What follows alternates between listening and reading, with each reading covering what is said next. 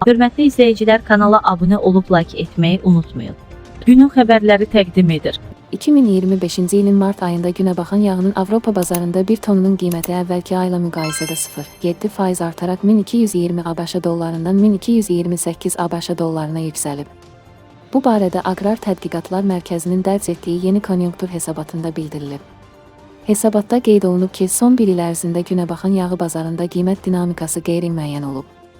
2024-cü ilin mart ayında 951 ABŞ dolları olan qiymət noyabrda pik həddə 1267 dollara-dək yüksəlib. Bu artımdan sonra isə qiymətlər nisbətən stabilləşərək 1200-1230 ABŞ dolları arasında dəyişib.